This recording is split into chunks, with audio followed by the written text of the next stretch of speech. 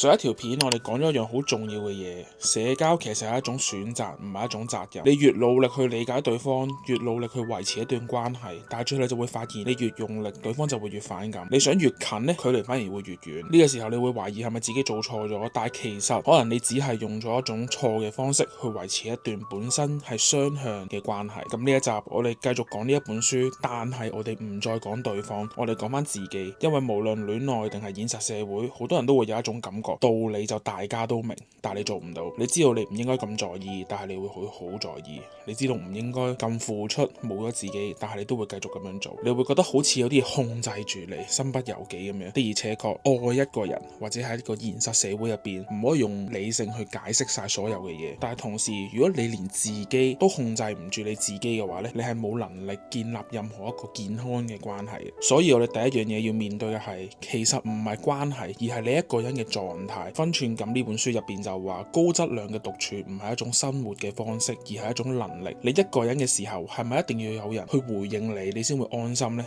你會唔會忍唔住去揾其他人？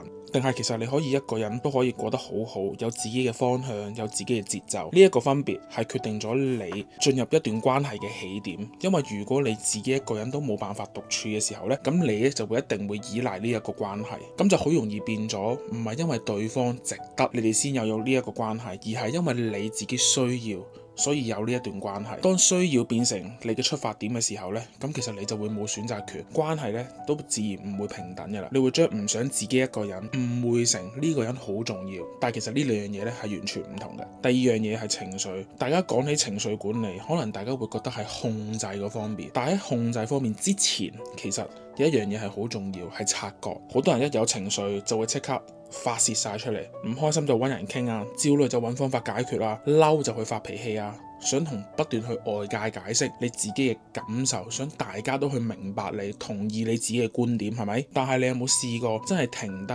問下自己，其實呢一刻係發生緊啲咩事呢？如果當一個人冇自我嘅察覺，佢就會將呢啲情緒交俾佢對方處理，希望對方理解、安慰，甚至係向佢發洩。短期內你呢啲情緒可能都會覺得冇乜嘢嘅，但係長期嚟講其實係會變成一種壓力㗎，因為你唔係分享，你係轉移緊你嘅情緒。咁當另一半開始承載緊你過多你未處理過嘅情緒，咁佢就會變得更加沉重。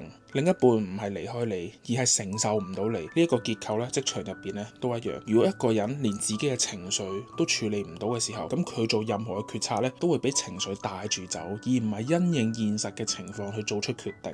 第三樣嘢入邊係講大道至簡。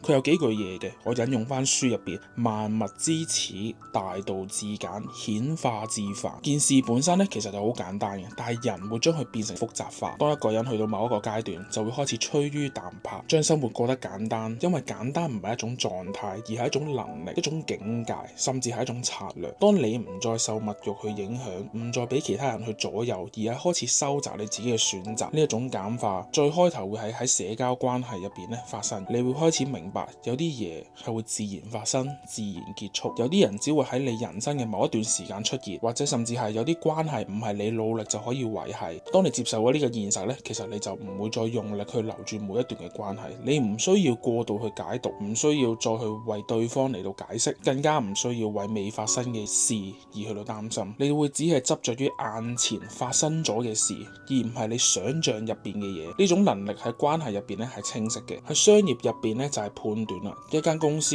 如果你係唔睇任何數據嚟去到預測或者係訂立你哋公司嘅未來嘅話呢，其實只係會錯判咗你哋嘅方向。最緊要係發生咗，用數據嚟去到預測未來。當你能夠將一件事還原到本身，咁你先至可以做到一個最準確嘅決定。第四樣嘢係幽默，但我會想喺呢一度再加多一層嘅理解。大家都會好中意幽默嘅人，係咪？因為你同佢哋相處會覺得好輕鬆、好舒服，好似冇壓力咁樣。但係幽默其實唔只係一種性格，亦都唔係單純去搞笑講笑咁樣咁簡單。你將幽默呢一樣嘢拆開嚟睇，你會發現佢背後其實唔單止係淨係搞笑，而係仲有一樣嘅能力，就係一種處理距離同埋氣氛嘅能力。佢知道幾時應該拉近，幾時應該褪後，幾時應該去化解。書入面咧形容幽默就好似太極咁樣，表面輕輕帶過，但其實係一種控制力可以化解摩擦、消除敵意、避免尷尬，甚至阻止矛盾進一步嘅升級。但係問題唔係喺幽默本身，而係你點樣用。真正幽默嘅人呢，係有觀察、有智慧、有判斷力，佢哋好擅長喺日常生活入邊抽取一啲細節，再加工成一種令場面變得輕鬆嘅表達。但係同時呢一本書都提醒咗幽默嘅人嘅另一面。當一個人長期用幽默去處理所有嘅關係，佢其實係會慢慢隱藏咗自己，因為佢會避免立場、避免衝突、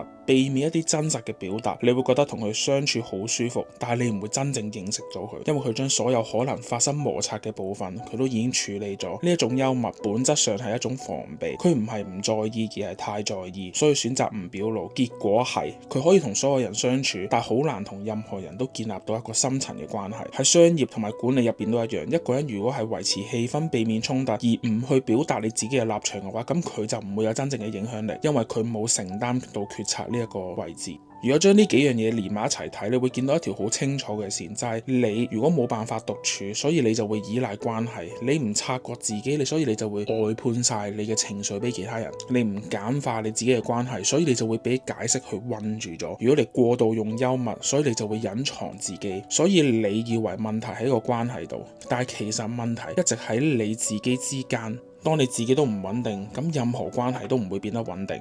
去到最後，我都想講下我對呢本書嘅感覺。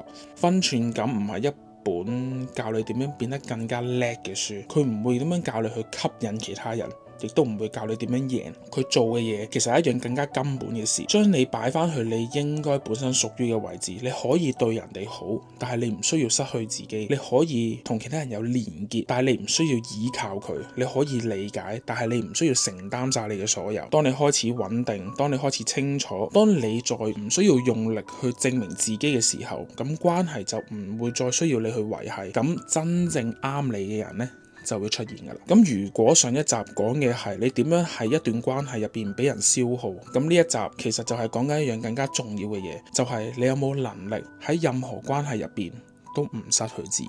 如果中意呢條片嘅話，記得 like、share、subscribe。我哋下一次再講下一本書。